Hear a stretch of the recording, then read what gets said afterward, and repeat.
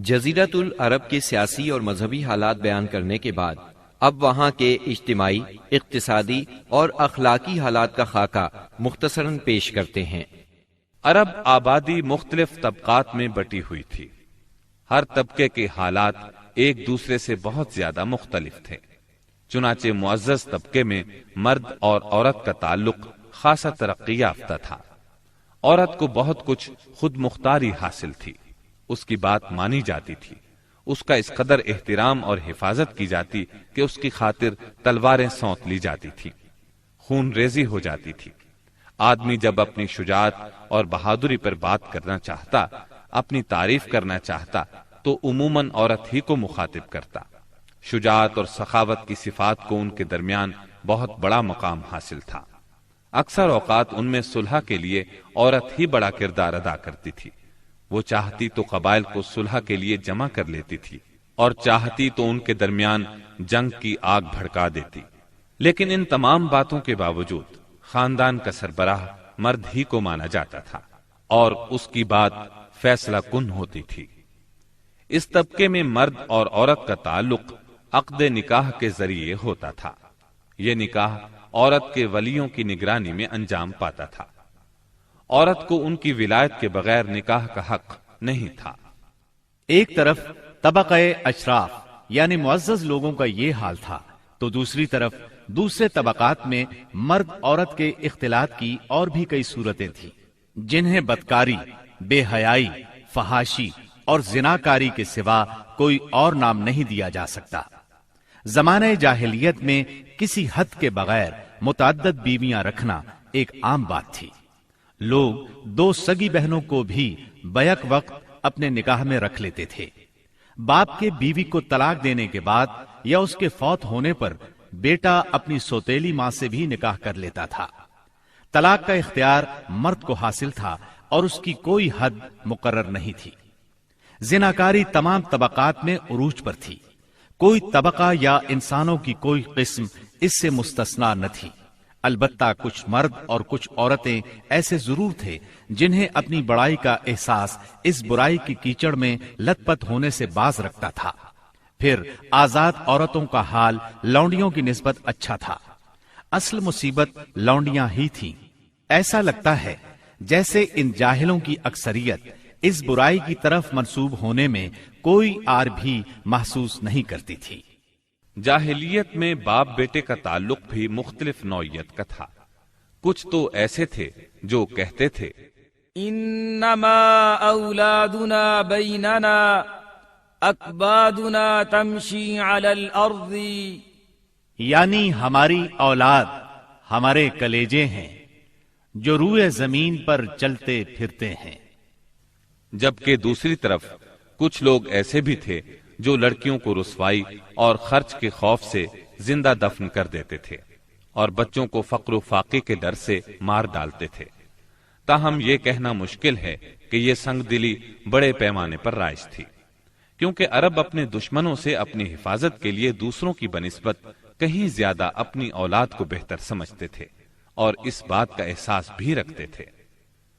مطلب یہ کہ مجموعی طور پر ان کی حالت بہت کمزور تھی، عقل سے عاری تھی اور ذلت میں گھری ہوئی تھی۔ جہالت نے ان کو اپنے گھیرے میں لیا ہوا تھا۔ خرافات کا دور دورہ تھا۔ لوگ جانوروں جیسی زندگی گزار رہے تھے۔ عورت بیچی اور خریدی جاتی تھی۔ بعض اوقات اس سے مٹی اور پتھر جیسا سلوک کیا جاتا تھا۔ قوم کے باہمی تعلقات کمزور بلکہ ٹوٹے ہوئے تھے۔ رہ گئیں حکومتیں تو ان کو صرف اپنا خزانہ بھرنے سے غرض تھی یا مخالفوں پر فوج کشی کرنے کی فکر۔ اقتصادی حالت بھی خراب تھی۔ صرف تجارت ان کے نزدیک ضروریات زندگی حاصل کرنے کا سب سے اہم ذریعہ تھی، اور تجارت کے لیے امن و سلامتی کی فضا کا ہونا ضروری ہے، ورنہ تجارتی آمد و رفت نہیں ہو سکتی۔ جبکہ ان کا حال یہ تھا کہ سوائے حرمت والے مہینوں کے امن اور سلامتی کا کہیں وجود نہ تھا۔ یہی وجہ ہے کہ صرف حرمت والے مہینوں میں عرب کے مشہور بازار اکاز، ذی المجاز اور مجنہ لگتے تھے۔ جہاں تک صنعتوں کا معاملہ ہے تو عرب اس میدان میں ساری دنیا سے پیچھے تھے۔ کپڑے کی بنائی اور چمڑے کی دباغت وغیرہ کی شکل میں جو چند صنعتیں پائی بھی جاتی تھیں وہ زیادہ تر یمن، ہیرا اور شام سے ملے ہوئے علاقوں میں تھی۔ البتہ اندرون عرب گلہ بانی اور کھیتی باڑی کا کسی قدر رواج تھا۔ ساری عرب عورتیں سوت کاٹتی تھیں، لیکن مشکل یہ تھی کہ سارا مال و متاع ہمیشہ لڑائیوں کی زد میں رہتا تھا۔ غربت عام تھی، لوگ ضروری لباس تک سے محروم تھے۔ یہ بات تو مشہور ہے کہ اہل جاہلیت میں کمینی اور رذیل عادات پائی جاتی تھی، عقل کے خلاف باتوں کی بھرمار تھی، تاہم ان میں کچھ پسندیدہ اخلاق بھی تھے۔ ان اخلاق کو دیکھ کر انسان دنگ رہ جاتا تھا۔ نمبر 1، کرم و سخاوت۔ یہ اہل جاہلیت کی خوبی تھی جس میں وہ ایک دوسرے سے آگے نکل جانے کی کوشش کرتے تھے، اور اس پر فخر کرنے کا عالم یہ تھا کہ عرب کے آدھے اشعار اسی کی نظر ہو جاتے تھے۔ اس وصف کی بنیاد پر کوئی اپنی تعریف کرتا تھا تو کوئی دوسروں کی۔ حالت یہ تھی کہ سخت سردی اور بھوک کی حالت میں بھی کوئی مہمان آ جاتا اور میزبان کے پاس اپنی سواری والی اونٹنی کے سوا کچھ نہ ہوتا، اور کنبے کی ضرورت پوری کرنے کا ذریعہ بھی صرف وہی سواری ہوتی تو اپنے مہمان کے لیے ذبح کر دیتا۔ یہ ان کے کرم ہی کا نتیجہ تھا کہ بڑی بڑی دیت اور مالی ذمہ داریاں اٹھا لیتے تھے، اور اس طرح انسانوں کو بربادی اور خون ریزی سے بچا کر دوسرے رئیسوں اور سرداروں کے مقابل فخر کرتے تھے۔ وہ جوا کھیلتے تھے۔ ان کا خیال تھا یہ بھی سخاوت کی ایک راہ ہے، کیونکہ انہیں جو نفع حاصل ہوتا یا نفع حاصل کرنے والوں کے حصے سے جو کچھ زائد بچ رہتا اس کو وہ مسکینوں کو دے دیتے تھے۔